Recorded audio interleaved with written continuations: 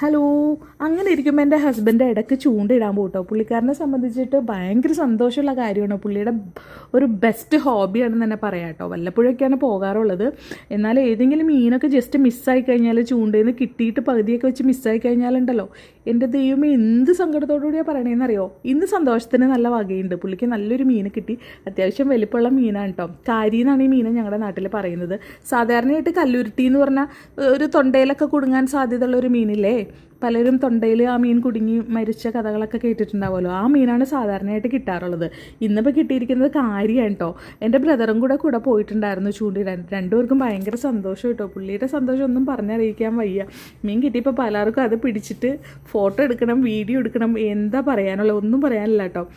എന്തായാലും അത്യാവശ്യം നല്ല വലിപ്പമുള്ള മീനാണ് കേട്ടോ. എൻ്റെ ചേട്ടനാണ് നിൽക്കുന്നത്, ബ്രദറാണ്. ചേട്ടനും ഫോട്ടോയും വീഡിയോ ഒക്കെ എടുത്തായിരുന്നേ. ഇതിനെ സൂക്ഷിച്ചൊക്കെ പിടിക്കണം കേട്ടോ. അതിൻ്റെ ആ ഭാഗം വെച്ച് കുത്തിയിട്ടുണ്ടെങ്കിൽ നല്ല കട്ടെഴുപ്പായിരിക്കും. ഞാനും പിറകിലല്ലായിരുന്നു, ഞാനും അതിനെ കൊച്ചു വീഡിയോയും ഫോട്ടോയൊക്കെ എടുത്തായിരുന്നേ.